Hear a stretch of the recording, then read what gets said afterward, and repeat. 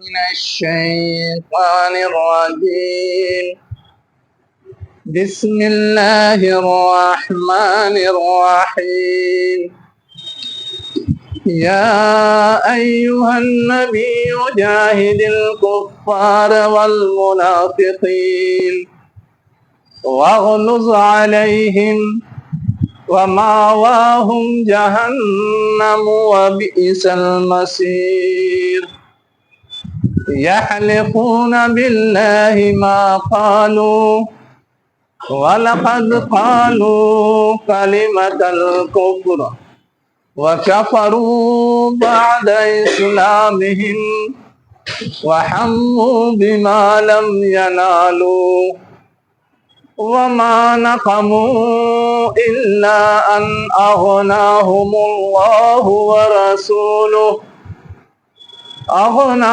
الله ورسوله من فضله فإن يتوبوا يك خيرا لهم وإن يتولوا يعذبهم الله عذابا أليما في الدنيا والآخرة وما لهم في الأرض من ولي ولا نصير۔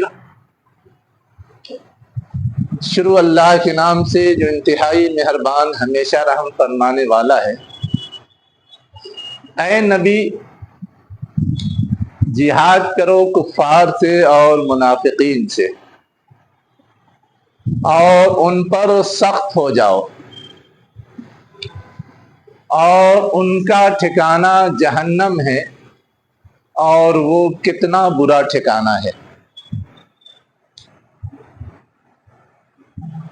وہ اللہ کی قسمیں کھاتے ہیں، انہوں نے نہیں کہا، حالانکہ وہ کلمہ کفر کہہ چکے ہیں اور اپنے اسلام کے بعد کفر اختیار کر چکے ہیں، اور انہوں نے ارادہ کیا تھا اس چیز کا جسے وہ پا نہیں سکے، اور وہ انتقام نہیں لے رہے ہیں مگر صرف اس وجہ سے کہ اللہ اور اس کے رسول نے اپنے فضل سے انہیں بے نیاز کر دیا ہے۔ پس اگر وہ توبہ کریں تو یہ چیز ان کے لیے بہتر ہے، اور اگر وہ منہ پھیریں تو اللہ انہیں دردناک عذاب دے گا، دنیا میں بھی اور آخرت میں بھی، اور زمین میں کوئی بھی ان کا سرپرست اور مددگار نہیں ہوگا۔ یہ پیچھے جو کچھ سلسلہ بیان چل رہا تھا اس کو آگے بڑھاتے ہوئے کفار اور منافقین کے سلسلے میں اہل ایمان کو کیا کرنا ہے یہ بتایا جا رہا ہے، اور سیدھے سیدھے بتایا جا رہا ہے کہ جہاد کرنا ہے، سمجھانا ہے، بجھانا ہے، کچھ تفہیم کرنی ہے، کچھ غلط فہمی دور کرنی ہے، یہ سب نہیں، جہاد کرنا ہے۔ اب ہم لوگ جو جہاد کا مطلب جانتے ہیں وہ تو یہ جانتے ہیں کہ مار کاٹ کیا جائے۔ کفار کے سلسلے میں تو یہ بات سمجھ میں آ سکتی ہے کہ تھک ہار جائیں تو ان سے مار کاٹ کیا جا سکتا ہے، اس کا تو جواز ہے، لیکن منافقین کے سلسلے میں بھی مار کاٹ کیا جا سکتا ہے، اس کا کوئی ثبوت یا پروف ہے؟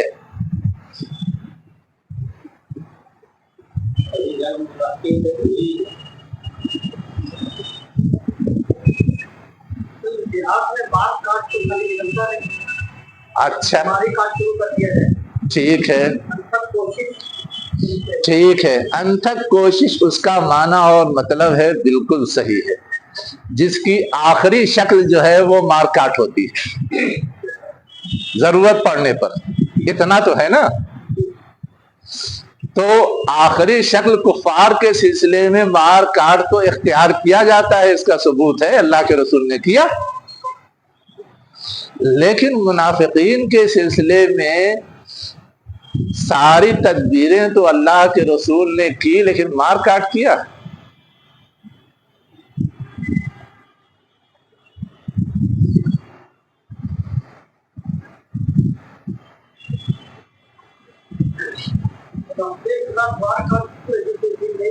کوئی چیز نہیں ملی، تب کیا کرنا ہے؟ پھر یہاں پہ لفظ جہاد کا مفہوم آدھا ادھورا لینا پڑے گا۔ جب ہمیں آخری شکل نہیں لینی ہے تو آخری شکل مائنس کر کے لیں گے نا۔ اصل میں ہے یہ کہ صرف مار کاٹ نہیں نکلتی، لیکن اس کے اندر وہ چیز شامل ہے۔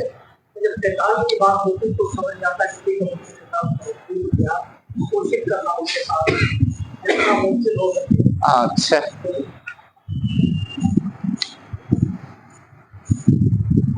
تو گویا جہاد کا یہ معنی لے لیا جائے کہ اس میں مار کاٹ شامل نہیں ہے۔ جہاں مار کاٹ ہو وہاں پہ جہاد لفظ استعمال ہی نہیں ہوتا ہے، قتال لفظ استعمال ہوتا ہے، یہ مطلب لیا جائے؟ یہی آپ کہنا چاہتے ہیں نا؟ جہاد کے اندر قتال بھی شامل ہے، اگر وہ مانویت کس موقع پہ استعمال ہو رہا ہے، جبکہ اگلا جملہ تو اس سے زیادہ سخت ہے۔ آگے کیا کہا جا رہا ہے؟ ان کے اوپر سختی برتو۔ تو سختی ہی کی شکل تو مار کاٹ ہوتی ہے، ورنہ اس سے پہلے جتنی شکلیں استعمال کی جاتی ہیں وہ سختی کی تو ہوتی نہیں۔ سمجھا رہے ہیں، بجھا رہے ہیں، پرچا رہے ہیں، کچھ لالچ دے رہے ہیں، کچھ کیا کہتے ہیں تدبیریں اختیار کر رہے ہیں کہ کسی طرح سمجھ میں آ جائے، کچھ دباؤ بنا رہے ہیں، یہی سب ہوتا ہے نا۔ تو یہ سب تو ٹھیک ہے، ابتدائی شکلیں ہوتی ہیں، لیکن جب اس سے بات نہیں بنتی تب کیا ہوتا ہے؟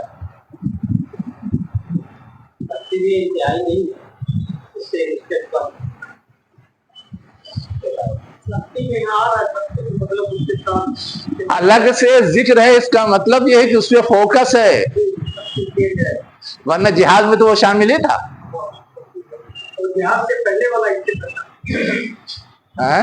تو پہلے والا تو پہلے آنا چاہیے نا، جہاد کے بعد کیسے؟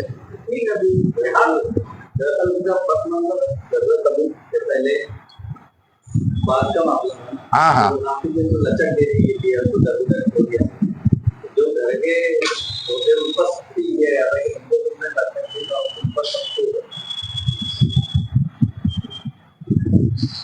یہ مجھے بتائیے کہ جو خاص پس منظر ہے غزوہ تبوک سے واپسی کے بعد منافقین نے نبی کریم صلی اللہ علیہ وسلم کو قتل کرنے کا منصوبہ بنایا تھا، اس وقت ان کا مقابلہ کرنے کے لیے دو صحابیوں کو آگے بڑھایا گیا تھا۔ اگر کچھ تاریخ اور سیرت پڑھی ہے تو حذیفہ بن یمان اور عمار بن یاسر رضی اللہ عنہ کو انہیں کیا ہدایت دی گئی تھی؟ کسی کو نام بتانا نہیں۔ ایک تو نام بتا دیا تھا اللہ کے رسول نے، اور یہ تھا کہ کسی کو بتانا نہیں، ٹھیک ہے، لیکن جو وہ پتھر گرا کر کے یا پتھر برسا کر کے یا گھیر کر کے قتل کرنا چاہتے تھے، ان کے خلاف ان لوگوں کو کھڑا کیا گیا۔ کیا کہہ کے کھڑا کیا گیا تھا؟ کیا کہا گیا تھا کہ بس پکڑ لینا، مار کے بھگا دینا، یا سامنے آ جائیں تو مار دینا؟ کیا کہا گیا تھا؟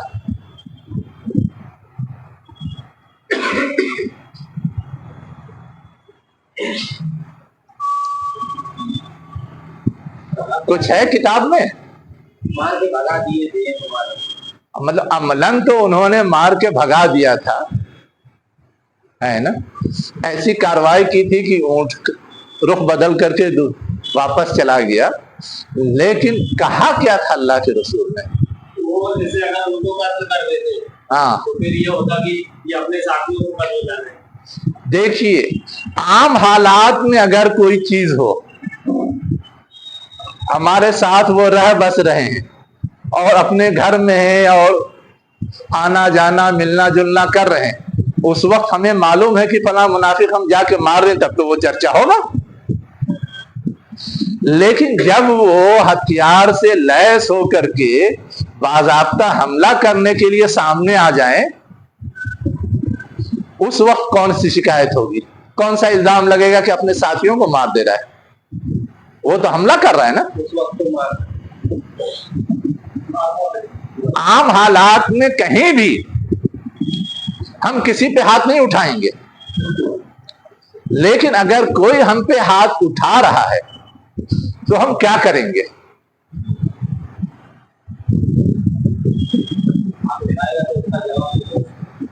کیا کریں گے؟ اگر اس نے ہاتھ اٹھایا تو ہم جواباً ہاتھ اٹھاتے ہیں تو ہم مجرم ہیں کیا؟ جبکہ اس کے بارے میں ہمیں یہ نہیں معلوم کہ وہ منافق ہے،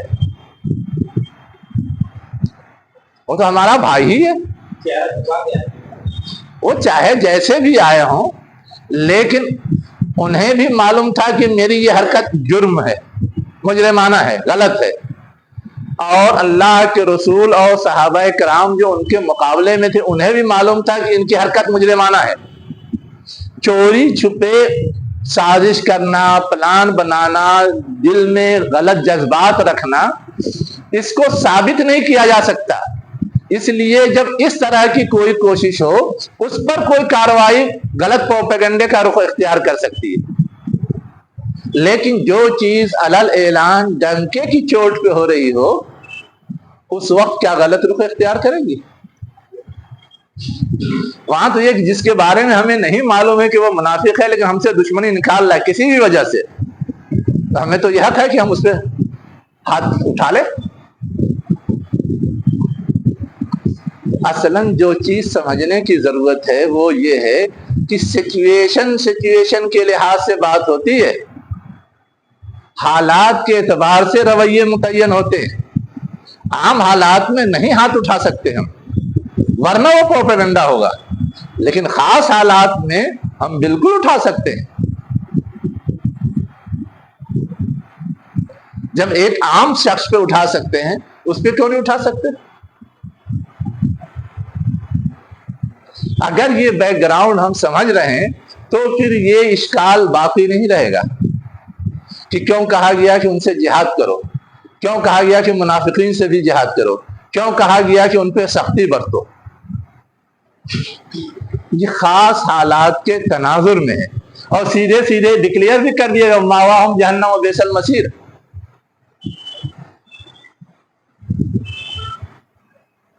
ڈکلیئر بھی کر دیا گیا۔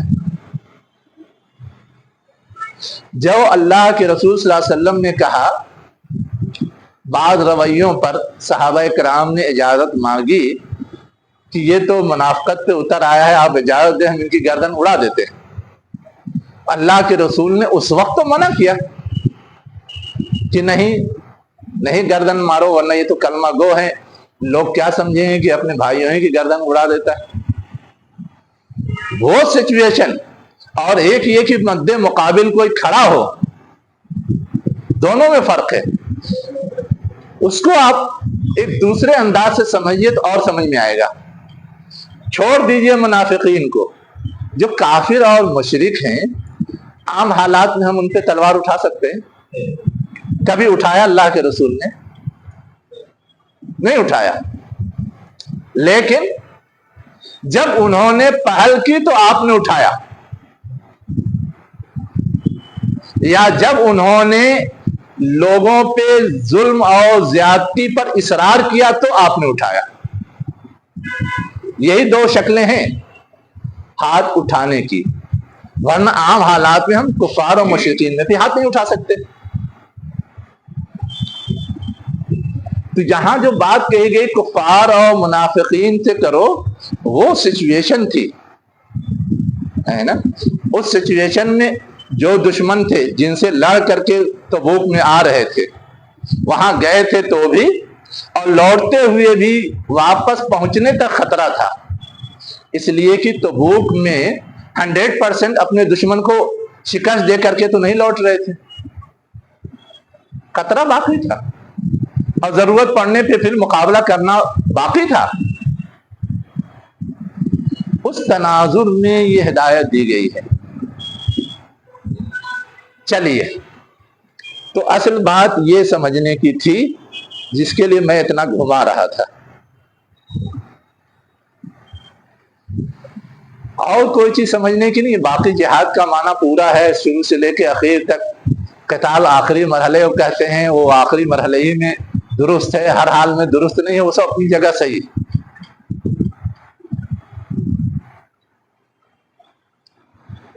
اب آگے جو چیز کہی جا رہی ہے وہ کیا کہی جا رہی ہے کہ کفار سے جہاد تو ان کے کفر کی وجہ سے، اور منافقین سے جہاد کیوں؟ ایک سوال ہے نا. وہ تو کلمہ گو ہیں، کلمہ گو کا تو 100 خون معاف ہو جاتے ہیں. لیکن آگے یہ جو بات سمجھائی جا رہی ہے وہ اصل میں ریزن بتانے کے لیے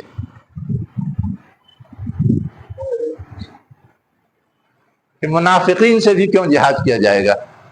قسمیں کھا کھا کر کے انہوں نے دھوکہ دیا ہے.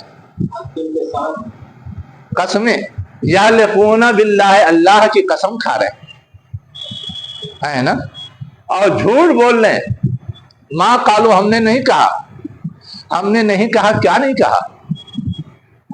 یہ ایک سوال یہاں پر ہے. کون سی بات تھی جو انہوں نے کہی تھی اور اب یہ کہہ رہے تھے کہ ہم نے ایسا نہیں کہا تھا؟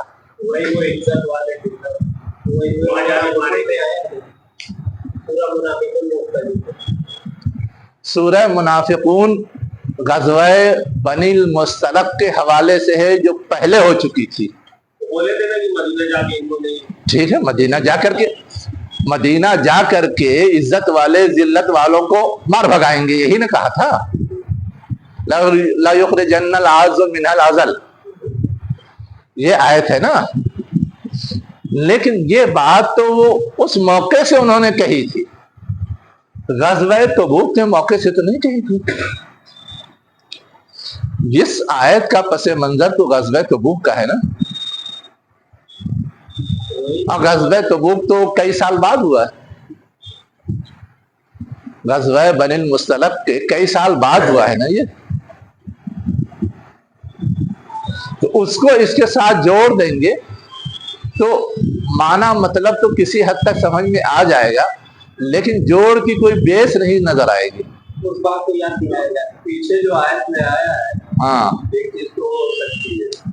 کیا آیا ہے پیچھے؟ ہم کھیل رہے ہیں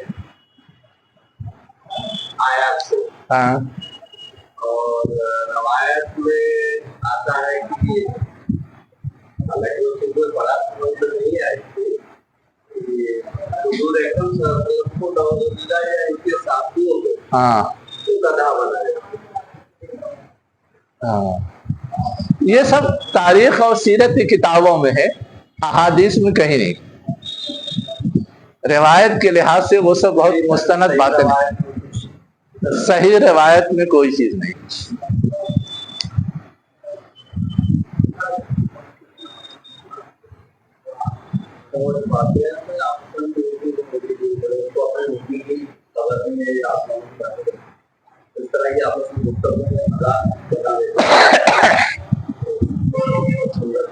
اچھا، اور کچھ؟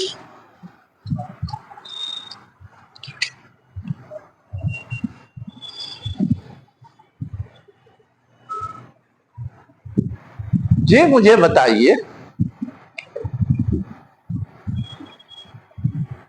کہ یہ منافقین جو حضور کو مارنے کے لیے پلان بنا کر کے محاذ قائم کیے ہوئے تھے، یہ سب بھاگ گئے تھے یا پھر مدینہ ہی لوٹ کے آئے تھے؟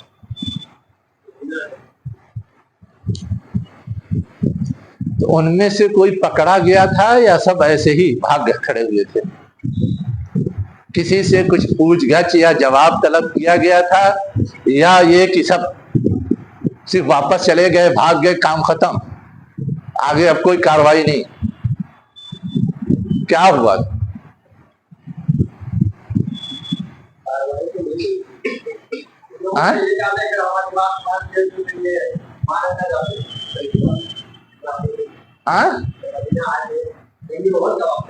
ارے نہیں، غزوہ تبوک کے حوالے سے ہم بات ہو رہی ہے. ہاں، بیچ میں آنے سے ہی سب ہوتا ہے، شروع سے نہیں رہتے جی جی، وہ دوسرے موقع کی بات ہے۔ یہاں اصل میں جو چیز سمجھنے کی ہے وہ یہ ہے کہ جو لوگ بھی یہ سارے کھیل کھیل رہے تھے ان کو یوں ہی بخش دیا گیا، یا ان کو مواخذے کے لیے طلب کیا گیا اور ان سے کچھ پوچھ تاچھ ہوئی؟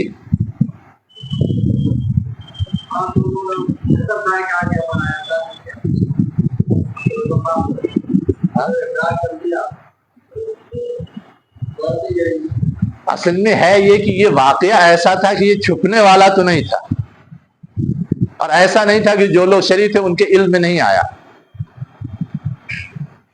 لیکن جب ان لوگوں سے جن کے سلسلے میں کوئی بھی شبہ تھا کہ انہوں نے اس طرح کا کھیل کھیلا ہے، ان سے جب لوگوں نے پوچھا تو اپنے آپ کو بری قرار دینے کے لیے کہہ دیا کہ نہ ہم نے کوئی پلان بنایا تھا، نہ ہم نے کچھ کہا تھا، نہ ہم نے کسی کو آمادہ کیا تھا، نہ ہم نے کوئی کوشش کی تھی۔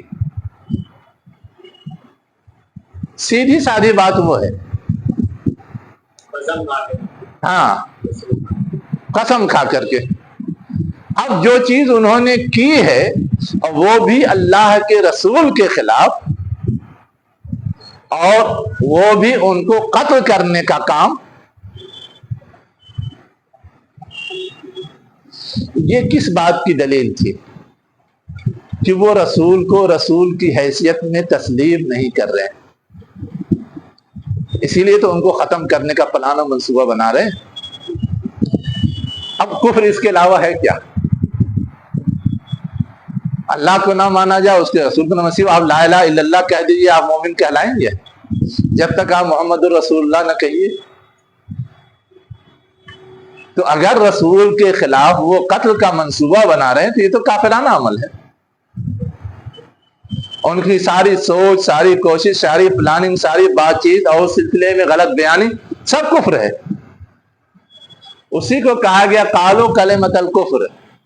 وہ کہہ رہے ہیں کہ ہم نے کچھ نہیں کیا، ہم نے کچھ نہیں سوچا، ہم نے کوئی پلان نہیں بنایا، ہم اس میں شریک نہیں تھے، لیکن عملاً انہوں نے جو کچھ کیا ہے یہ تو کفریہ بات ہے۔ کلمہ کفر کرنے کا مطلب ہے کہ ہم کافر ہو رہے ہیں، ایسا نہیں۔ ہاں، طرز عمل، سوچ، فکر، یہ کافرانہ ہے۔ اسی لیے اس کو آگے اور واضح کیا گیا۔ اپنے اسلام کے بعد وہ کیا ہو گئے؟ زبان سے اقرار تو کیا تھا کہ ہم اللہ اور اس کے رسول کو مان رہے ہیں، عملاً بہت سارے مراسم بجا بھی لا رہے تھے جو مسلمان بجا لاتے ہیں، کاؤنٹ بھی ہو رہے تھے وہ مسلمان، لیکن یہ جو ان کا کردار سامنے آیا یہ گویا اسلام کے بعد کفر کی طرف لوٹ جانے والا یا ارتداد والا ہے، گویا وہ مرتد ہو گئے۔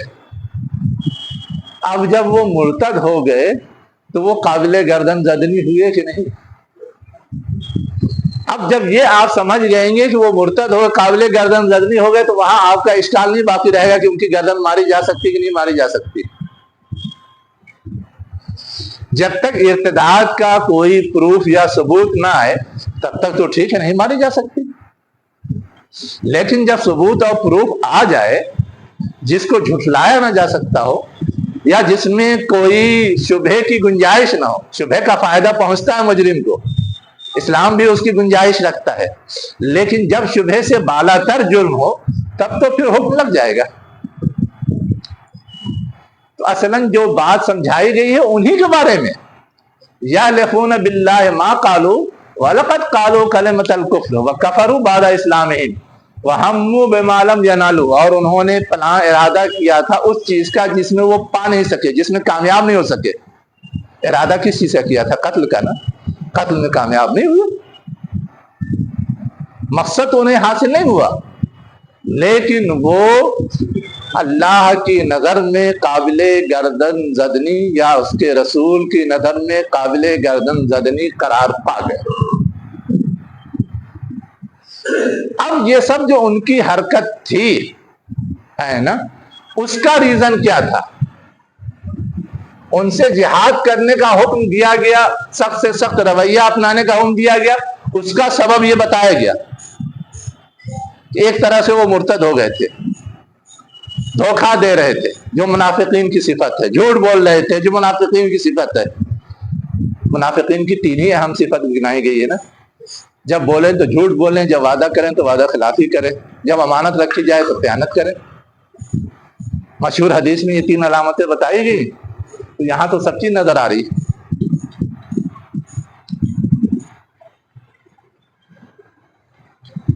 تو اب یہ جو ان کا رویہ سامنے آیا، یہ جو صورتحال ان کی بنی، اس کا ریزن کیا ہے وہ آگے بتایا جا رہا ہے۔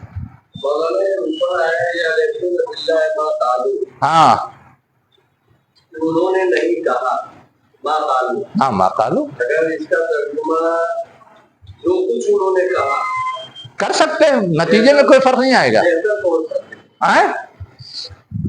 اصل میں ہے یہ کہ یہاں کلمۃ الکفر آیا ہے نا، ما قالو زیادہ بہتر ہے، ہاں نافیہ۔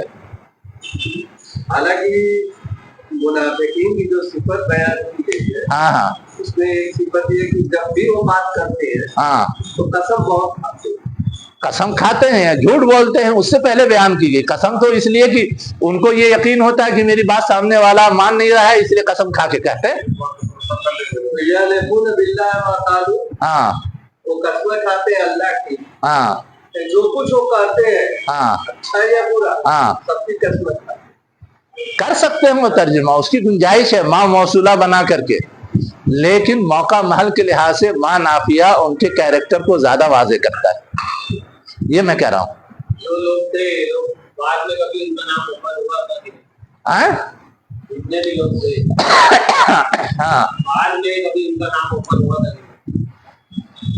ان میں سے بعض لوگوں کے سلسلے میں آتا ہے کہ ان کو بعد میں خود احساس ہوا تو انہوں نے آ کر کے توبہ کیا، اس لیے کہ توبہ کا دروازہ آگے کھلا رکھا گیا ہے نا، ہاں حضور کے زمانے ہی میں۔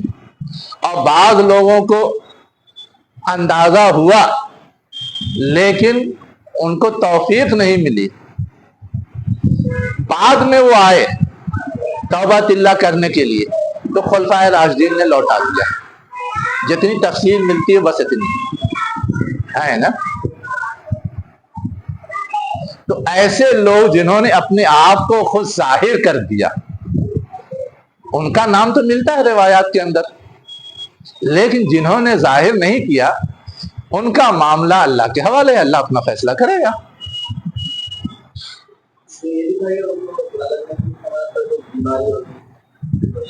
جی کیا چیز؟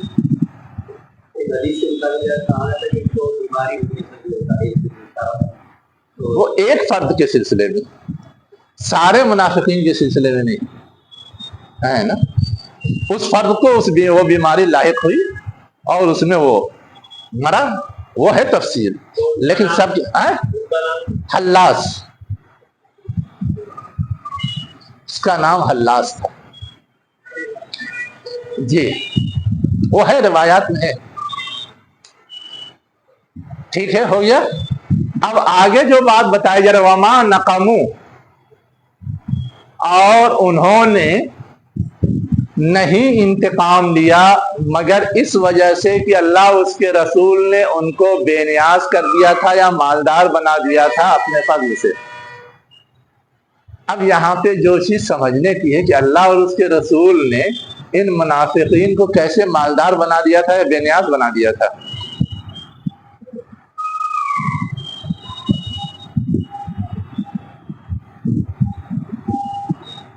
تب یہ ہم لوگ سمجھنے کی کوشش کریں گے کہ اس کے باوجود یا اس کے سبب سے انہوں نے کیوں انتقام کی کارروائی کی۔ سوال یہ کہا جا رہا ہے کہ اللہ اور اس کے رسول نے اپنے فضل سے ان کو یعنی منافقین کو مالدار بنا دیا، بے نیاز کر دیا تھا، یا لاپرواہ بنا دیا تھا۔ اغنا کا ہر طرح ترجمہ ہوتا ہے۔ کیا کیا تھا اللہ اور اس کے رسول نے جس کی وجہ سے وہ مالدار ہو گئے تھے یا بے نیاز ہو گئے تھے یا لاپرواہ ہو گئے تھے؟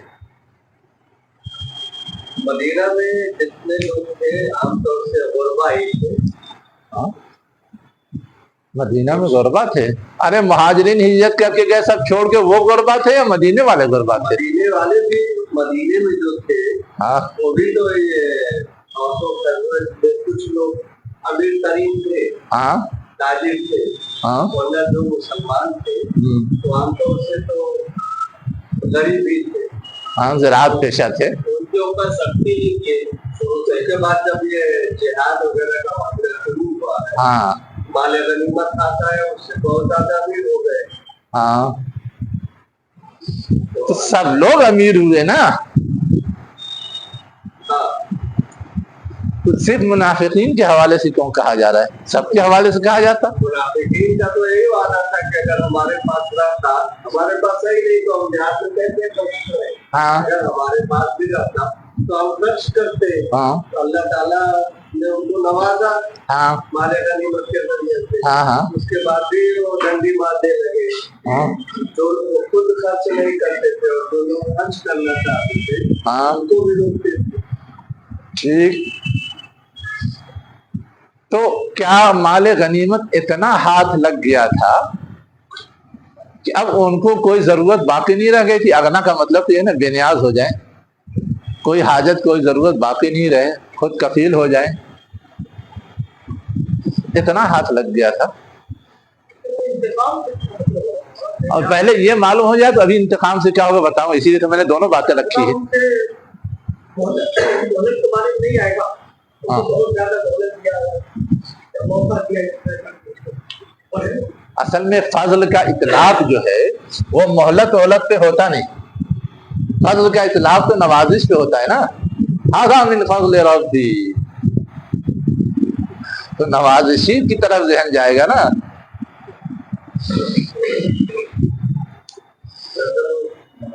मदीना को दारुल फतरत के हैसियत हासिल हुई। हाँ हाँ फतवात और जो माले गनीमत है और तिजारत की जो मकसद ये हैसियत है। हाँ हाँ जिसकी वजह से उनकी मतलब एक तरह से शर्म दिलाई जाए कि आप पर एक खुसूसी कर्म किया गया था, तभी तो उसका फायदा पहुंचा। नातमु जो आया है हाँ इसका फायदा जो है हाँ मुनाफिक, हाँ मुनाफिक है। तो मुनाफिकों को ये बात बहुत बुरी लगती है। हाँ हाँ इंतकाम किससे लेते?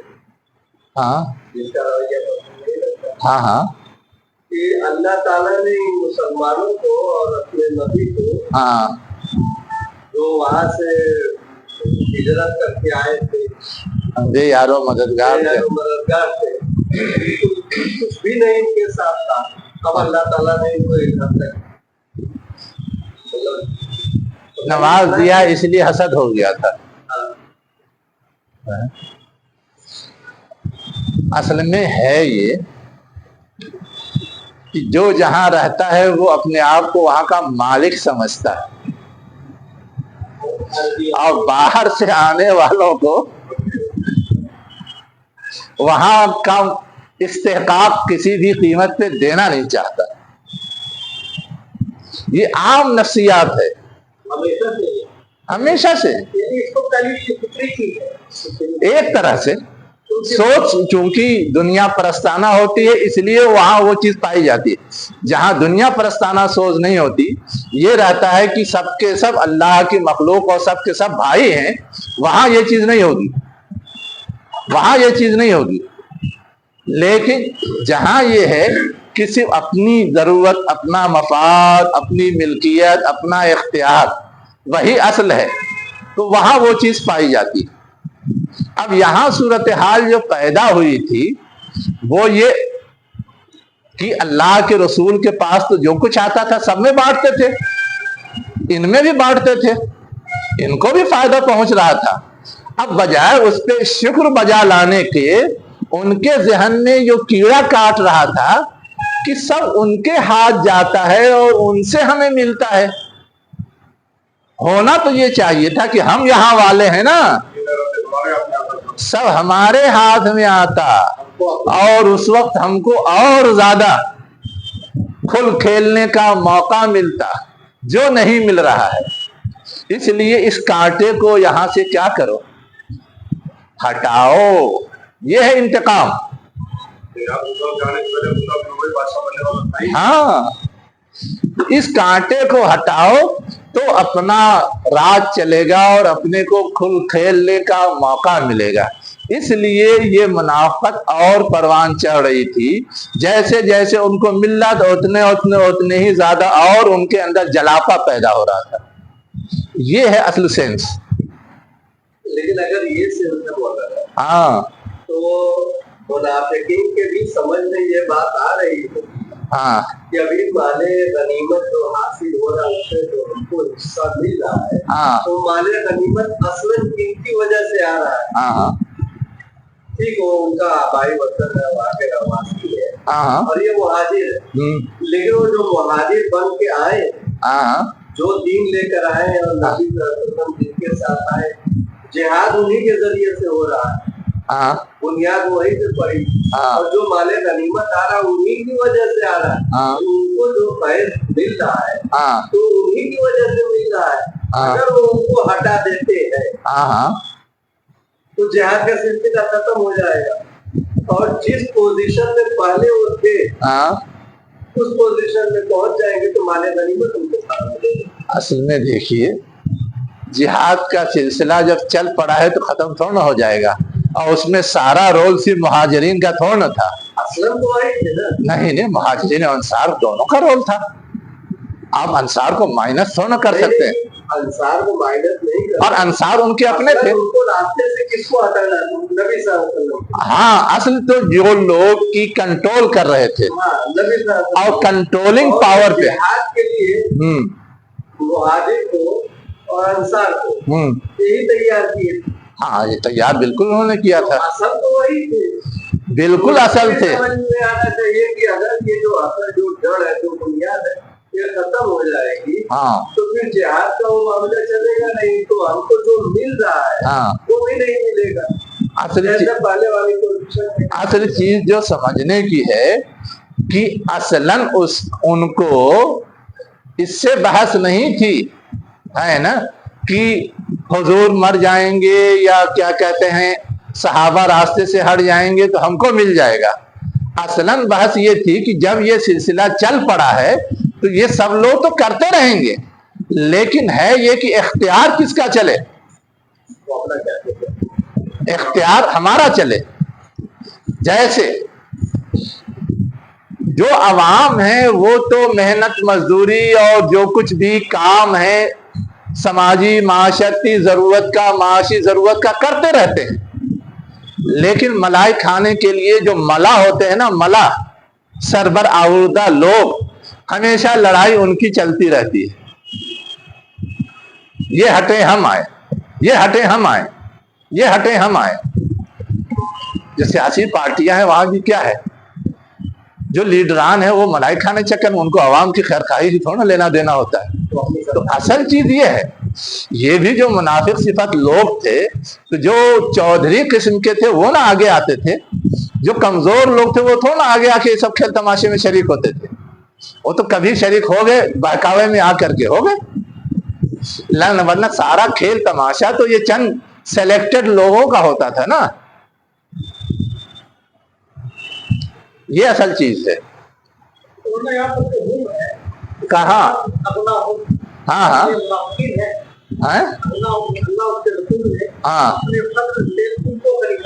हाँ, उनको कहीं का मुनाफिकीन। हाँ, किस पर?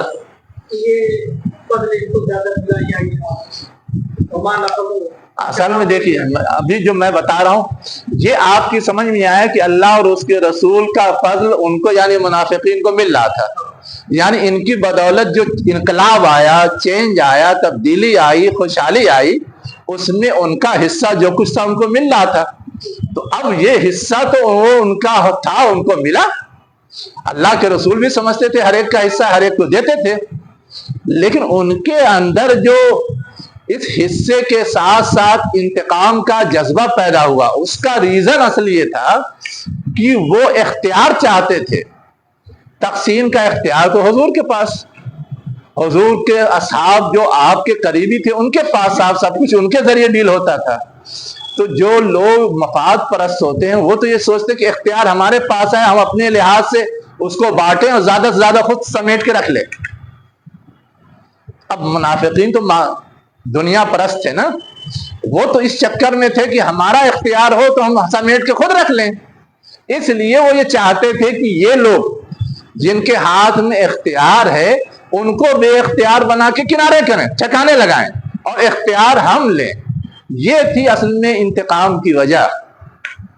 تو انہوں نے انتقام نہیں لیا یا ان کے اندر انتقامی جذبہ نہیں پیدا ہوا، مگر اس وجہ سے کہ اللہ اس کے رسول نے ان کو نوازنا شروع کیا تو ان کو لگا کہ ہم اگر اختیار حاصل کر لیں تب تو اور بڑے ہو جائیں گے، مہاسیٹھ بن جائیں گے، اس لیے انہوں نے ان لوگوں کے خلاف منصوبہ بنانا، سازش کرنا، کھیل کھیلنا شروع کیا۔ سب میں نہیں، کسی میں شریک ہوتے تھے، کسی میں نہیں ہوتے تھے۔ جیسے غزوہ بنی المصطلق میں شریک تھے تبھی تو پروپیگنڈا کیا تھا، ہنگامہ کیا تھا۔ ہاں تو اس وقت بہانہ کر کے کنارے ہو گئے، اس لیے کہ اس وقت زیادہ خوف لاحق تھا، لیکن جب کم خوف رہتا تھا تو شریک ہو جاتے تھے، شریک ہوں گے تو زیادہ حصہ ملے گا۔ ہاں وہ تو وہی ہے،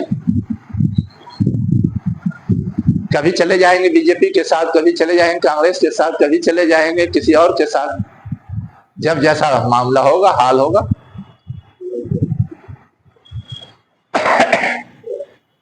اب آگے اللہ تعالیٰ کہہ رہا ہے کہ ان کا یہ جو مرض ہے یا ان کا یہ جو جذبہ ہے یہ انتہائی قابل گرفت ہے، اور ایسا ہے کہ اس پہ ان کے لیے توبہ لازم ہے۔ بس اگر وہ توبہ کریں تو یہ ان کے لیے بہتر ہے، ان کے معافی کا راستہ کھل جائے گا، اور اگر توبہ نہیں کریں تو ان کی معافی کا دروازہ بند رہے گا۔ وَإِن يَتَوَلَّوْا، اور اگر وہ پیٹھ پھیریں کا مطلب معافی نہ مانگیں تو اللہ کا عذاب دردناک ان کے لیے دنیا میں بھی اور آخرت میں بھی ہے۔ اب دنیا میں کیا عذاب ہے اور آخرت میں کیا عذاب ہے؟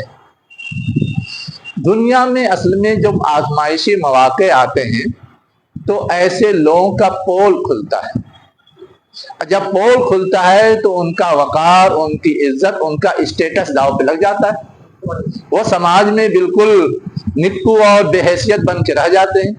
وہ ہوا، سارے منافقین کے پول کھلے اور سب کے بارے میں سب نے سمجھ لیا کہ یہ کون کون ہیں اور کیا چاہتے ہیں اور ان کے ساتھ ہمارا کیا طرز عمل ہونا چاہیے، اور بعض کاروائیاں ایسی کی گئی کہ اب وہ کوئی ڈھکی چھپی چیز نہیں رہ گئی، ان کو بالکل بے وزن بنا کے رکھ دیا گیا۔ ایک مثال، ان لوگوں نے اپنا ایک اڈا بنایا تھا مسجد زرار، اسی بیچ بنایا تھا جب گئے تھے جنگ پہ، ہاں اسی بیچ بنایا تھا، اور خبر ملی تو اللہ کے رسول نے فوراً ہی فیصلہ سنا دیا بغیر کسی چیز کی پرواہ کیے ہوئے، جاؤ اس کو آگ لگا دو، توڑ تاڑ کے ختم کر دو۔ مجال ہوئی ان کی کچھ کر لیں؟ تو وہ جتنے لوگ بنانے میں شریک تھے اور اس کو اڈے کے طور پہ ڈیولپ کر رہے تھے سب ایکسپوز ہو گئے یا نہیں ہو گئے؟ اب ان کی کون سنے گا؟ ڈکلیئر ہو گیا کہ یہ بے حیثیت لوگ ہیں، ان کو کوئی وزن نہیں دیا جائے گا، یہ لوگ خرافاتی ہیں، یہ لوگ بدماش ہیں، یہ لوگ شریر ہیں۔ تو ایسی کئی کاروائیاں ہوئی جس کو کہا گیا ہے کہ دنیا میں بھی ان کے لیے دردناک عذاب ہے۔ ذلت اور رسوائی بھی عذاب کی ایک شکل ہے نا؟ ضربت علیہم الذلۃ والمسکنۃ، آیا ہے کہیں؟ ہاں، تو وہ چیز ان پہ اوپر تھوپ دی گئی۔ اب وما لهم فی الارض من ولی ولا نصیر، اور اتنے ایکسپوز ہو گئے کہ اب کوئی ان کی ہمدردی میں کھڑا بھی نہیں ہو سکتا۔ پہلے تو کم سے کم یہ تھا کہ بعض سرداران سے تعلقات تھے، بعض قبائل سے تعلقات تھے، وہ لوگ سفارش کے لیے آگے آ جاتے تھے، لیکن اب جو کیریکٹر ان کا سامنے آیا اور ایکسپوز ہو گئے تو اب کسی کی ہمت نہیں تھی کہ وہ سرپرستی کریں یا مدد کے لیے آگے آئے یا سفارش کریں یا ان کے حمایت میں کھڑے ہوں۔ اب یہاں آگے جو بات کہی جا رہی ہے وہ کچھ بعض کون سی بتایا نا کہ توبہ کا دروازہ کھلا ہے، اگر توبہ کر لے تو یہ چیز بہتر ہے، اور اگر وہ الٹے پھر جائیں یعنی توبہ نہ کریں تو اللہ تعالیٰ کی طرف سے ان کے لیے عذاب تیار ہے، دنیا میں بھی عذاب دیا جائے گا، آخرت میں دیا جائے گا۔ دنیا ہی کے عذاب کی وہ مثال دے رہا تھا کہ ذلت ان پہ تھوپ دی گئی۔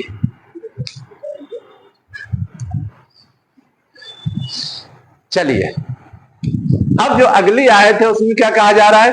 وَمِنْهُمْ مَنْ عَاهَدَ اللَّهَ لَئِنْ آتَانَا مِنْ فَضْلِهِ لَنَصَّدَّقَنَّ وَلَنَكُونَنَّ مِنَ الصَّالِحِينَ، اور انہی میں سے وہ لوگ بھی ہیں جنہوں نے اللہ سے عہد باندھا تھا کہ اگر اللہ نے اپنے فضل سے ہمیں دیا، عطا کیا، تو ہم ضرور بھی ضرور صدقہ کریں گے اور ہم نیکوکاروں میں سے ہو جائیں گے۔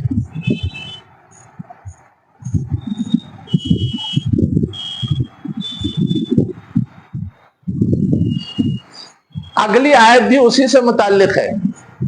فَلَمَّا آتَاهُم مِّن فَضْلِهِ، پس جب اللہ نے اپنے فضل سے ان کو عطا کر دیا، دے دیا، بَخِلُوا بِهِ، تو اس فضل کے سلسلے میں انہوں نے کیا کیا؟ بخل کا رویہ اپنایا۔ وَتَوَلَّوْا، اور اپنے وعدے سے مکر گئے، پلٹ گئے، پھر گئے۔ وَهُمْ مُعْرِضُونَ، اس حال میں کہ وہ اعراض کرنے والے تھے، کنی کاٹنے والے تھے۔ اب یہ جو ان کا رویہ سامنے آیا تو اللہ نے پھر ایک چیز ان کے اوپر تھوپ دی۔ کون لوگ تھے ابھی ہم لوگ تلاش کریں گے جنہوں نے وعدہ کیا تھا، لیکن کیا چیز تھوپ دی گئی وہ دیکھیے یہاں ہے۔ یہ آیت بھی اسی سے ریلیٹڈ ہے، فا نتیجے کا، پس عاقبہم، اللہ نے پیچھے سے ڈال دیا۔ عقب کہتے ہیں پیٹھ کو، ہے نا؟ کیا ڈال دیا ان کے اوپر؟ نفاقاً فی قلوبہم، ان کے دلوں میں نفاق ڈال دیا، یعنی نفاق کی جڑیں ان میں کیا ہو گئی؟ پختہ ہو گئی۔ الی یوم یلقونہ بما اخلفوا اللہ ما وعدوہ، اس دن تک کے لیے جب کہ وہ ملیں گے اس سے، کس سے ملیں گے؟ اللہ سے۔ کیوں نفاق اللہ تعالیٰ نے ان کے دلوں میں ڈال دیا؟ بما اخلف اللہ، اس چیز کے سبب جو انہوں نے وعدہ خلافی کی تھی اللہ سے، ما وعدوہ، جو خلاف ورزی کی تھی اللہ سے اس سلسلے میں جس کا انہوں نے وعدہ کیا تھا، بما کانوا یکذبون، اس چیز کے ذریعے جسے وہ جھٹلا رہے تھے۔ اب یہاں پر جو چیز سمجھنے کی ہے کہ کہا جا رہا ان میں سے، یعنی منافقین ہی میں سے کچھ لوگ ایسے تھے جنہوں نے وعدہ کیا تھا۔ تو وہ لوگ کون کون تھے جنہوں نے وعدہ کیا تھا کہ اللہ ہم کو نوازے گا تو ہم کو خرچہ کریں گے؟ جی کیا؟ سابلہ نہیں ہے، سالبہ ہے۔ ہاں ہاں، بے پہلے ہے، لام بعد میں، سالبہ، یہ ایک نام ہوا، اور ان کا تو ایک لمبا چوڑا قصہ ہے نا، لیکن یہاں بس ان کے بارے میں کہا جا رہا ہے یا اور بھی کچھ لوگ ہیں؟ اس لیے کہ یہاں جو لفظ آیا نا، لَنَصَدَّقَنَّ لَنَكُونَنَّ، یہ سب جمع کی تعبیر ہے، واحد کی تعبیر نہیں کہ ایک مثال دے کر کے ہم مطمئن ہو جائیں گے ہاں وہی۔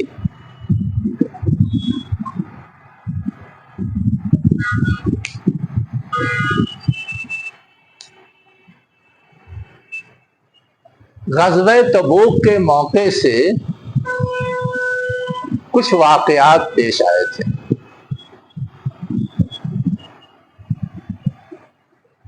ان واقعات سے بھی بہت ساری چیزوں کا اظہار ہوا تھا، اب یہ جنگ بڑی سنگین تھی تو اللہ کے رسول کی ہدایات بھی بہت زیادہ تھی، تقاضے بھی بہت تھے، تو یہ تھا کہ جس کے پاس جو کچھ ہے لے آئے، اور چلنا سب کو ہے۔ تو کوئی پورا مال لے آیا، کوئی آدھا مال لے آیا، کسی کے پاس کچھ نہیں تھا تو رات بھر مزدوری کر کے لے آیا۔ اور جو منافق صفت لوگ تھے انہوں نے عذر معذرت سے کام چلایا۔ ہاں ہاں، عذر معذرت سے کام چلایا۔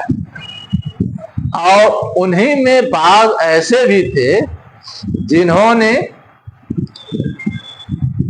بنی اسرائیل کی طرح مذاق بھی اڑایا۔ جیسے بنی اسرائیل کہتے ہیں نا کہ اللہ تعالیٰ فقیر ہے کہ ہم ان سے اللہ کے راستے میں خرچ کرنے کا مطالبہ کیا جا رہا ہے، ہم زیادہ مالدار ہیں۔ ویسے ہی انہوں نے جنہوں نے 1 کلو کھجور لا کے دیا تھا ان کا مذاق اڑایا، جنہوں نے تھوڑا لا کے دیا کسی وجہ سے ان کا مذاق اڑایا کہ یہ بہت اللہ کے راستے میں خرچ کرنے والے بنتے ہیں نا، دکھاوے کے لیے اتنا سا لے آئے ہیں۔ جنہوں نے زیادہ لا کے کیا ان کے لیے بھی وہی کہ یہ ریا و نمائش کے لیے اپنا سارا لٹا رہے ہیں، کل کی کوئی فکر نہیں ہے، فقیر ہو جائیں گے تو ہم سے مانگتے پھریں گے، کسی بہانے سے چھوڑ نہیں رہے تھے۔ یہ پورا ایک کیریکٹر سامنے آیا تھا۔ تو اب اس کیریکٹر میں سب سے بدترین کیریکٹر کس کا تھا؟ اسی گروہ منافقین کا تھا کہ دے بھی نہیں رہے اور دینے والوں پر انگلی اٹھا رہے ہیں۔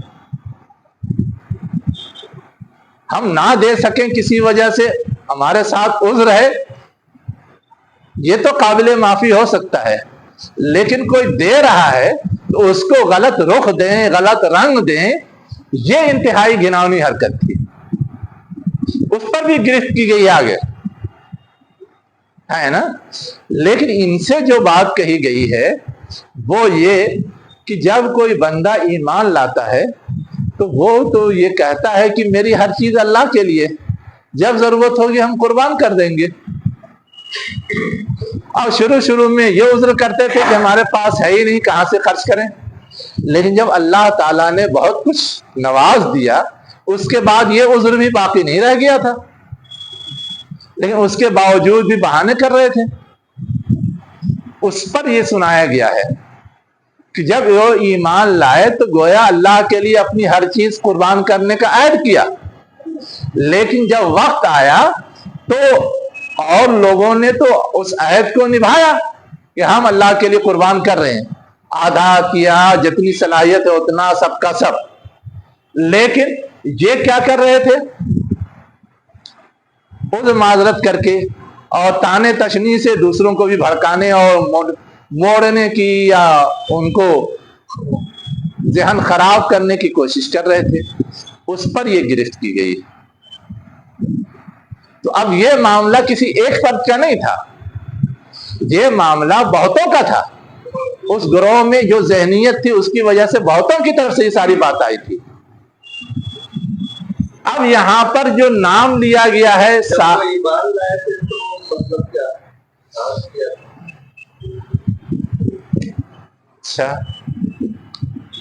انی وجہت وجہی للذی فطر السماوات والارض حنیفا وما انا من المشرکین۔ اس کے بعد کیا ہے؟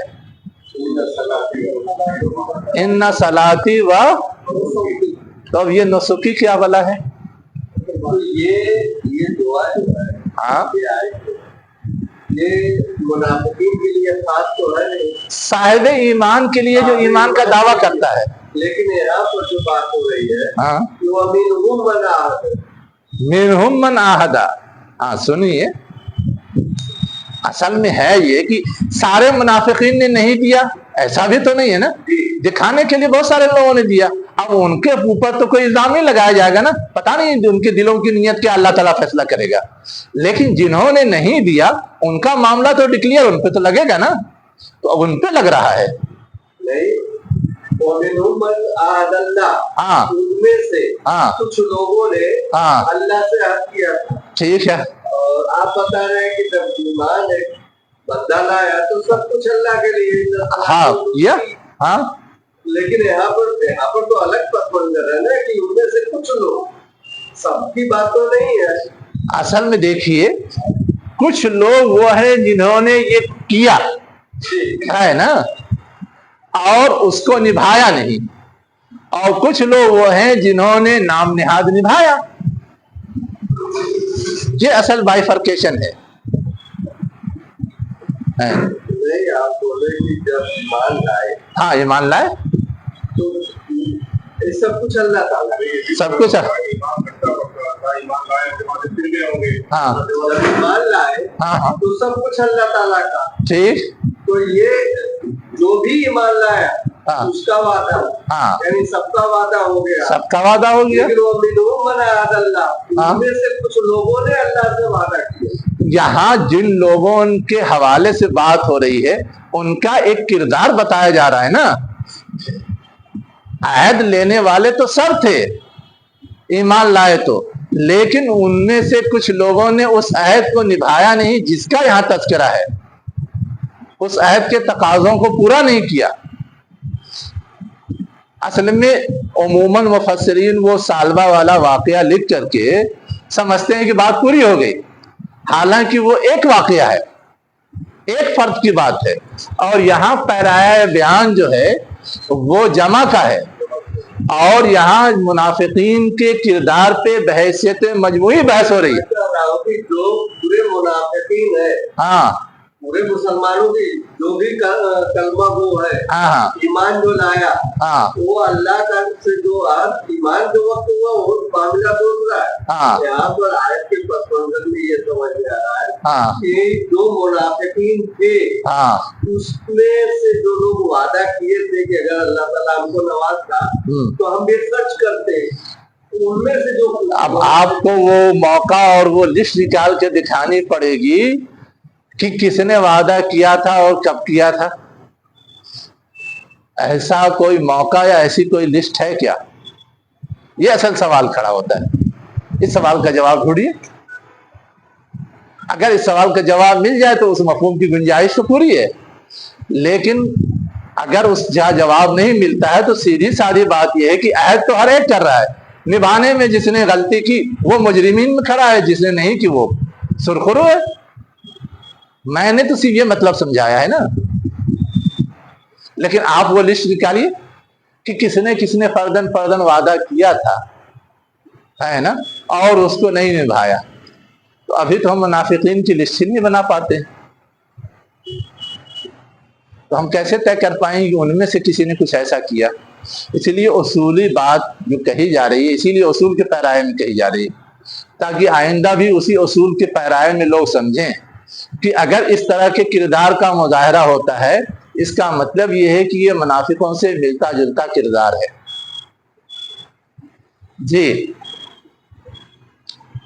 अब उसके बाद जो बात अगली आयत में समझाई जा रही है, आलम या आलमू, क्या उन्हें नहीं मालूम कि अल्लाह जानता है उनके राज को भी, व नजवाहुम, और उनकी सरगोशी को भी। सरगोशी भी तो छुप करके ही होती है, लेकिन राज का मतलब ये कि उनके पर्सनल राज, इनफरादी तौर पे जो उन्होंने सोचा और प्लान बनाया, खेल खेला, और नजवा इज्तिमाई तौर पर मिलजुल करके जो खेल खेला और क्या कहते हैं प्लान बनाया, साजिशें की, उसकी तरफ इशारा है। व अन्नल्लाह अल्लामुल ग़ुयूब, और अल्लाह ताला क्या है, सारे गैब का खूब जानने वाला है। अल्लाह मुबालगा है, और गैब की जमा ग़ुयूब है, यानी कोई भी गायबाना हरकत हो सब उसके दायरे इल्म में है। ये नहीं कि एक को वो जानेगा दूसरे को नहीं जाएगा। वो हम इंसानों की कमजोरी है कि जो हमारे नजर के सामने वो जानते हैं, जो नजर के सामने नहीं जानते, लेकिन अल्लाह तो सब जानता है, उसके लिए गैब है ही नहीं। ये गैब का लफ्ज अल्लाह के लिहाज से नहीं इस्तेमाल होता, ये गैब का लफ्ज हम बंदों के लिहाज से इस्तेमाल होता है। हम ये समझते हैं कि हमारा मामला सेपरेट है, इनका मामला सेपरेट है, इनका मामला सेपरेट है, सबका अलग अलग गैब हो गया, लेकिन अल्लाह के लिए इसमें से कोई चीज गैब नहीं, सबके बारे में वो जानता है। اس لیے علام الغیوب کی تعبیر آتی ہے۔ اب یہ بات کیوں کہی گئی؟ یہ سمجھانے کے لیے کہی گئی ہے کہ جن لوگوں نے عذر اور معذرت کیا ہے نا، دنیا کو چاہے یہ سمجھانے میں کامیاب ہو جائیں کہ انہوں نے کوئی غلط حرکت نہیں کی ہے، اور دنیا کوئی اس کے خلاف ثبوت اور پروف نہ پیش کر سکے، لیکن اللہ تعالیٰ سے کوئی چیز چھپی ہوئی نہیں ہے، اس لیے اللہ تعالیٰ کو اپنے کردار کے سلسلے میں کوئی دھوکہ منافقین نہیں دے سکتے۔ اللہ تعالیٰ جو فیصلہ سنا رہا ہے، اللہ تعالیٰ جو ان کے بارے میں سارا ان کا کیریکٹر بیان کر رہا ہے، اس میں سے کسی میں بھی کوئی کلام نہیں ہے۔ اس لیے یہ جملہ اللہ تعالیٰ نے سنا دیا ان کو کہ کیا ان کو نہیں معلوم کہ اللہ علام الغیوب ہے، اللہ ان کے دلوں کا راز بھی جانتا ہے، ان کی سرگوشیاں بھی جانتا ہے، عام لوگ ٹھیک ہے نہ جانتے ہو۔ اس لیے اللہ کا یہ فیصلہ کہیں بھی کسی بھی پہلو سے انگلی اٹھانے کے لائق نہیں، اٹل ہے، فائنل ہے۔ اب ان کے ایک خاص کردار کی طرف اشارہ کیا گیا، خود تو ڈوبے ہیں صنم، تم کو بھی لے ڈوبیں گے، ہے نا۔ خود تو غلط کر رہے ہیں، جو اچھا کر رہے ہیں ان کو بھی غلطی کی طرف لے جانے کے لیے یا غلط راہ پہ ڈالنے کے لیے کھیل کھیلتے رہتے ہیں۔ اب یہی بات کہ جس نے اپنی صلاحیت کے لحاظ سے تھوڑا سا اللہ کے راستے میں لا کے دیا، اس کا مذاق اڑا رہے ہیں۔ اب یہ مذاق اڑانے کا مطلب کیا ہے؟ آئندہ وہ ہمت نہ کرے۔ اب جیسے وہ نہیں ہمت کر رہے ہیں ہمارے دنیا پرستی کے، یہ بیچارے بھی اسی بیماری کا شکار ہو جائیں۔ اور جس نے زیادہ خرچ کیا اس کے بارے میں یہ پروپیگنڈا کر دینا کہ وہ تو دکھاوے کے لیے اور ریا کے لیے اور شہرت کے لیے کر رہے ہیں۔ اب وہ بھی سوچنے لگے کہ ہمیں کتنا کرنا چاہیے، کتنا نہیں کرنا چاہیے۔ تو یہ جو ہے کہ خود تو نہیں کر رہے ہیں، دوسرے لوگ بھی نہ کریں تاکہ ہمارا عیب چھپا رہے، تو خود تو ڈوب ہی رہے ہیں، اور جو اچھا کرنے والے ان کو بھی ڈبونے کے چکر میں رہتے ہیں۔ اس کردار کی طرف یہاں گفتگو کی جا رہی کہ وہ لوگ جو لمز کیا کرتے ہیں، تانا دیتے ہیں، ویل لکل ہمزۃ لمزہ آیا ہے کہیں، وہ لمزہ اسی لمز سے ہے، جو تانا دیتے ہیں متوعین، یہ عین نہیں ہے، این ہے۔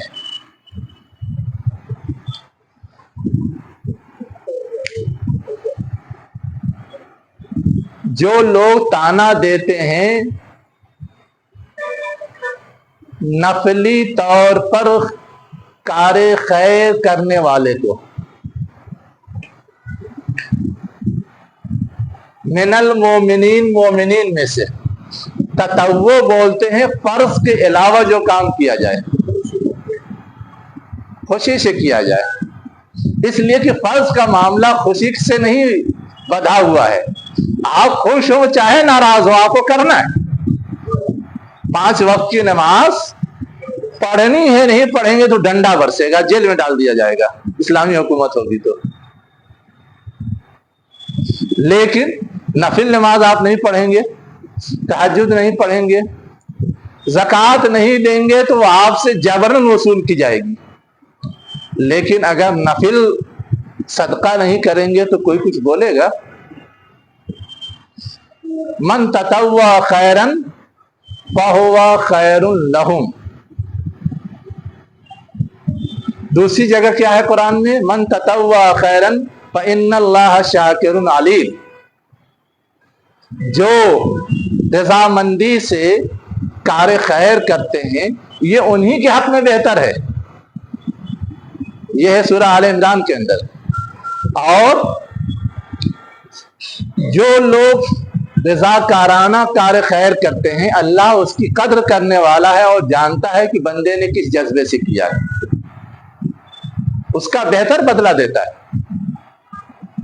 یہ سورہ بقرہ میں روزے کا یہاں تذکرہ ہے، اس کے آخر میں تو وہاں جو چیز سمجھنے کی ہے کہ یہاں جو متطوعین کہا گیا، کیوں کہا گیا؟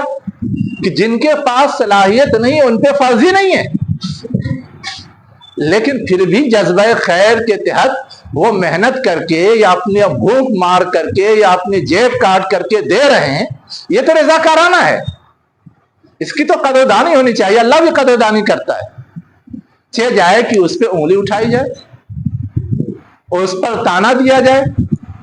اس پہلو کو ابھارنے کے لیے یہ نہیں کہا گیا کہ خرچ کرنے والوں کو طنز کرتے ہیں، رضاکارانہ خرچ کرنے والوں پہ وہ طنز کرتے ہیں، یہ اس سے زیادہ گھناؤنی حرکت ہو گئی۔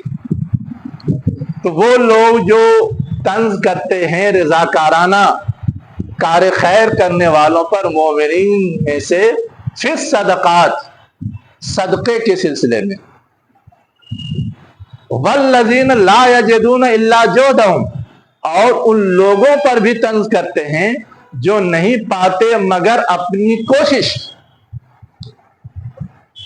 اور اپنی کوشش کا مطلب یہ کہ گھر میں کچھ نہیں، کوشش کر کے لا کے دیتے ہیں فوراً کے فوراً، ہے نا کہ ایک صحابی رات بھر مزدوری کرتے رہے، صبح لا کے دیا۔ لیکن کوشش کا مطلب یہ بھی ہے کہ ان کے پاس کچھ نہیں ہے، اپنی جان ہی حاضر کر دیتے اور لگ جاتے ہیں، ہاتھ پیر مارتے ہیں، ساتھ دیتے ہیں، دوڑ بھاگ کرتے ہیں۔ جہاد میں کسی کے پاس ہتھیار نہیں ہے تو دوسرا دے دے تو بھی تو جہاد میں جایا جا سکتا ہے۔ اب وہاں اس نے اپنا کچھ خرچ نہیں کیا، لیکن جو اس کے پاس قوت اور صلاحیت تھی وہ لگا دیا۔ تو یہ قوت اور صلاحیت جو لگائی جاتی ہے، اسی کو تو جد و جہد بولتے ہیں، وہی جہدہم ہے یہ، کہ لا یجدون الا جہدہم، وہ نہیں پاتے مگر اپنی کوشش، یعنی کوشش کی طاقت، صلاحیت کو۔ فَيَسْخَرُونَ مِنْهُمْ، پس وہ یعنی وہ منافق صفت لوگ ان کا مذاق اڑاتے ہیں، اور اللہ تعالیٰ ان کا مذاق اڑاتا ہے۔ اب اللہ تعالیٰ مذاق اڑاتا ہے مطلب کیا ہے؟ اللہ تعالیٰ ان کی گرفت کرے گا، اس پہ سزا دے گا۔ یہ بولنے کا انداز ہوتا ہے کہ جیسے کو تیسا، تو وہی ہے جیسے کو تیسا کا یہ مطلب نہیں کہ کسی نے چوری کی ہے تو ہم بھی جا کے اس کے گھر میں چوری کریں گے تب نہ ہوگا جیسے کو تیسا۔ لیکن اب چوری تو ہم کرتے نہیں، جس نے چوری کی ہے اس کے گھر میں جا کر کے ہم تو اس کو پکڑ کے مارتے ہیں، اس کو سزا دیتے ہیں، پوچھنے نہیں جاتے، مقدمہ لے کے نہیں جاتے، پکڑ میں اگر آ گیا رنگے ہاتھوں تو وہیں جو کچھ سزا دینی ہے دے ڈالتے، ہو گیا، اس نے غلط کیا تو اس کو غلط کی سزا دے دی۔ تو یہ مطلب نہیں ہوتا کہ اس نے چوری کی تو ہم بھی اس کے گھر میں جا کے چوری کریں گے، یہ سمجھنے کی ضرورت۔ فَيَسْخَرُونَ مِنْهُمْ سَخِرَ اللَّهُ مِنْهُمْ وَلَهُمْ عَذَابٌ عَلِيمٌ، اور ان کے لیے کیا ہے؟ دردناک عذاب۔ اب آگے جو بات کہی جا رہی ہے کہ یہ بدمعاش لوگ اتنے نالائق ہیں کہ اللہ اور اس کے رسول کے کسی رحم کے مستحق نہیں ہیں، کسی رحم کے، کسی مہربانی کے، کسی ہمدردی کے مستحق نہیں ہے۔ اگر کوئی یہ قدم اٹھائے بھی تو یہ چیز قابل قبول نہیں ہوگی۔ اب اللہ کے رسول تو رحمت للعالمین تھے، آپ نے ان میں سے بعض نے درخواست کی تو آپ نے ان کی درخواست پر ان کے لیے دعائیں مغفرت کر دی۔ اللہ تعالیٰ کہہ رہا ہے کہ تم نے کر دیا، اللہ کے ہاں وہ کنسیڈر نہیں ہوگا۔ استغفر لہم او لا تستغفر لہم، تم ان کے لیے مغفرت چاہو یا ان کے لیے نہ چاہو، ہے نا؟ ان تستغفر لہم 70 مرہ، اگر تم 70 بار بھی ان کے لیے مغفرت چاہو گے، فلن یغفر اللہ لہم ذالک، بس اللہ ان کو نہیں بخشے گا۔ ذالک بانہم کفروا باللہ، یہ اس وجہ سے کہ انہوں نے اللہ کا انکار کیا، ورسولہ، اور اس کا انکار کیا، واللہ لا یہدی القوم الفاسقین، اور اللہ فاسق لوگوں کو ہدایت نہیں دیتا۔ اب یہاں پہ میں ایک باریک بات بتاتا ہوں۔ ہم اور آپ تو یہ جانتے ہیں کہ اللہ تعالیٰ ہر چیز کو معاف کر دے گا، شرک کو معاف نہیں کرے گا۔ ہر غلطی معاف کر دے گا، شرک معاف نہیں کرے گا۔ اور یہاں اللہ تعالیٰ کیا کہہ رہا ہے؟ فَلَن يَغْفِرَ اللَّهُ لَهُمْ، منافقین کے سلسلے میں جنہوں نے شرک نہیں کیا ہے، نفاق کی بیماری میں مبتلا ہے، لیکن وہ بیماری بھی شرک ہی کی طرح اتنی سنگین ہے کہ یہ بھی اللہ تعالیٰ معاف نہیں کرے گا۔ رسول مغفرت چاہیں 70 بار چاہیں تو بھی نہیں کرے گا۔ توبہ کا دروازہ جیسے شرک میں کھلا ہوا ہے، مشرک توبہ کر لے، ایمان قبول کر لے، ٹھیک ہے، ویسے ہی نفاق میں بھی کھلا ہوا ہے، وہ نفاق سے توبہ کر لے، اپنے آپ کو سدھار لے، ٹھیک ہے، لیکن اگر نفاق سے توبہ نہیں کرتا، نہیں سدھارتا، تو ویسے ہی یہ بھی ناقابل معافی ہے۔ ہم لوگ صرف شرک کے بارے میں تو ذہن میں رکھتے ہیں اور اس جرم کے حوالے سے نہیں رکھتے۔ یا نوٹ کر لیجئے اس جملے کو اور اس آیت کو۔ وآخر دعوانا ان الحمد للہ رب العالمین۔